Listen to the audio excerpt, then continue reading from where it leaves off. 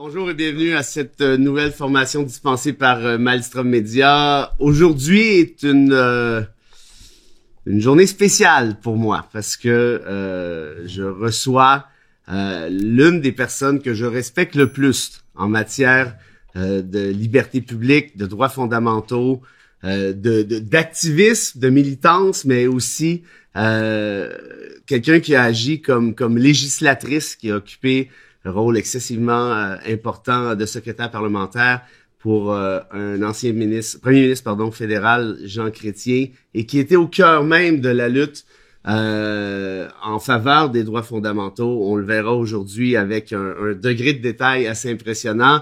Je vous présente mon ami Marlene Jennings. Merci d'être avec nous, enfin! Merci, Frédéric. Je suis vraiment contente d'être ici avec toi et de faire la connaissance de Lynn. Oui, Lynn qui est là, qui est cachée, évidemment, mais qui passera à la caméra en temps opportun.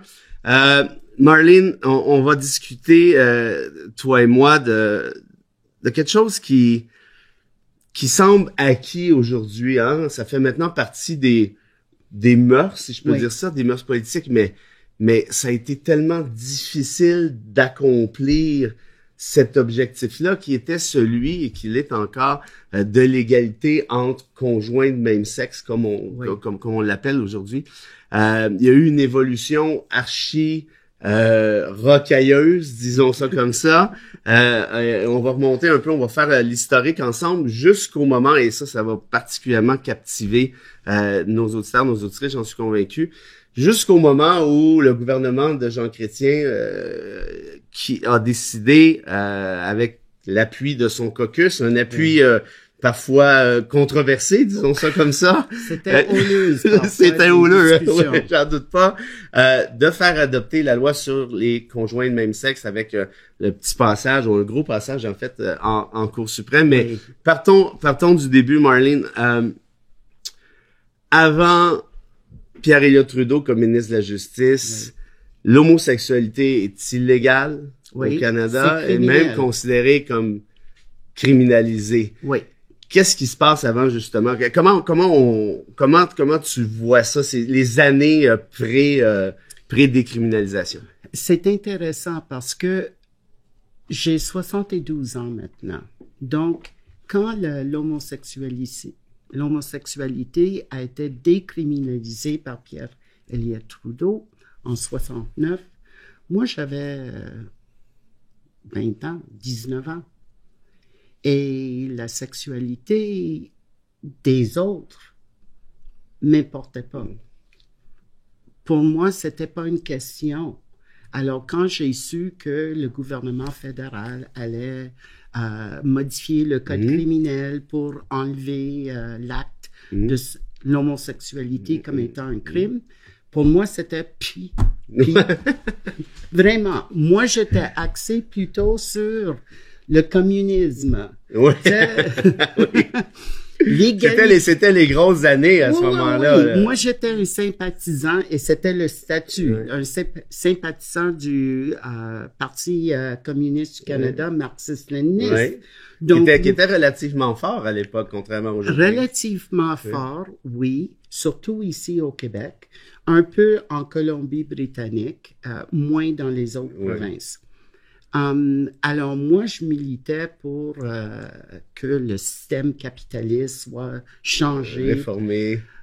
L'égalité des chances au sens le plus Alors, idéaliste du terme. L'impact, ça n'a pas eu d'impact sur moi. C'est plutôt au sein des années 80. J'avais délaissé la politique extrême gauche parce que j'avais réalisé que c'était pas loin de l'extrême droite. Ouais, dans certains cas, oui. Oui, et c'était un peu un culte où on voulait séparer, isoler les personnes de leur entourage, leur famille, leurs amis, etc. Alors, à ce moment-là, j'ai commencé à être active sur les droits des personnes, contre le racisme, pour les droits des femmes. Et là encore, toute la question de l'homosexualité était loin Pour toi, de mon est-ce que parcours. c'était réglé à ce moment-là ou pas? C'était pas complètement réglé, évidemment, mais... C'était pas réglé, mais je me disais, il y a d'autres personnes qui luttent là-dessus. OK. Toi, Alors, tu te concentrais sur c'est les autres ça. droits fondamentaux. Donc, j'ai jamais porté une attention particulière sur cette question.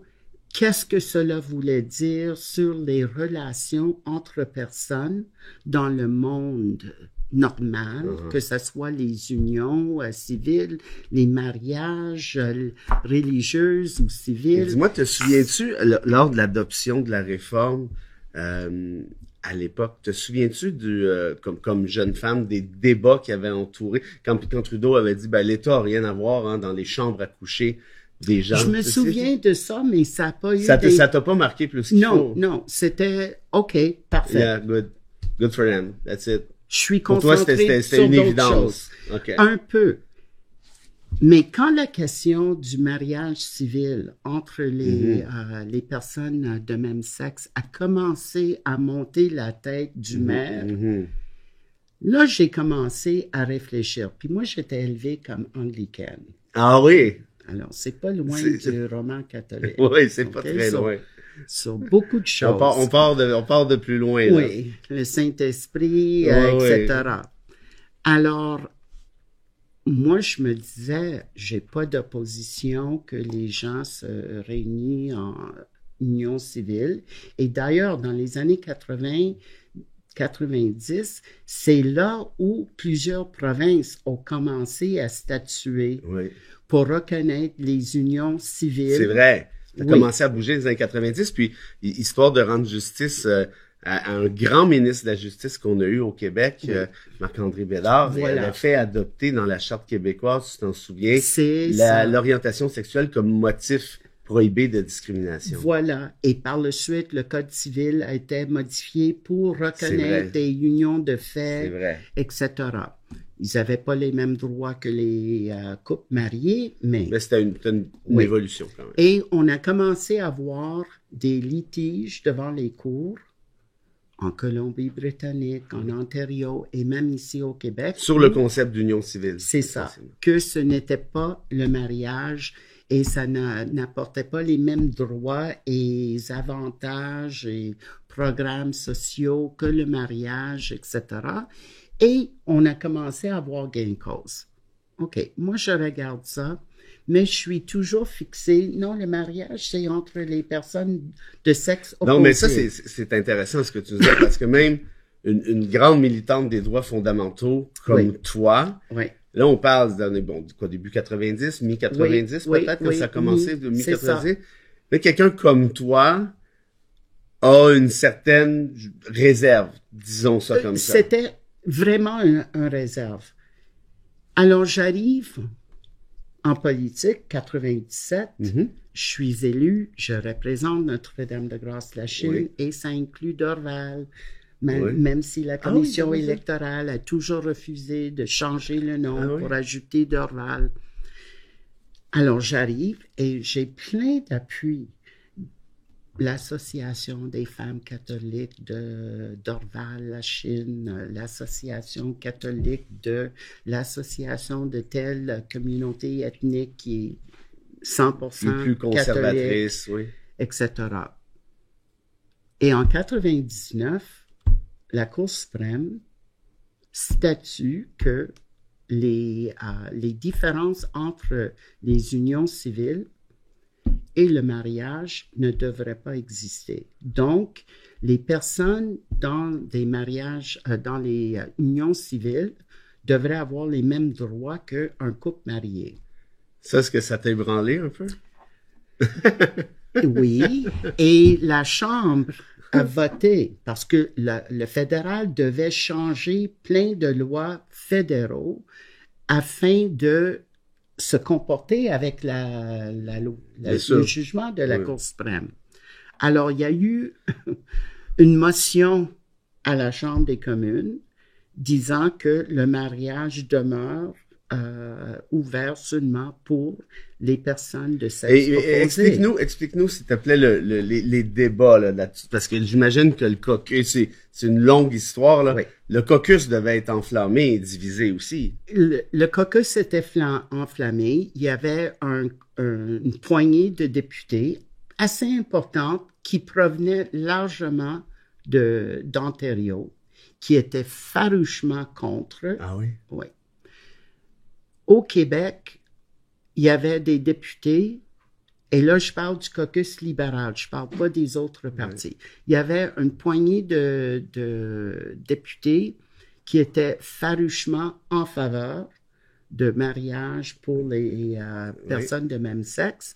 Un autre poignée qui était farouchement contre. Au Québec même, il y avait une division claire et nette. Oui, oui. Parce qu'oublie pas le portrait, l'environnement à l'époque.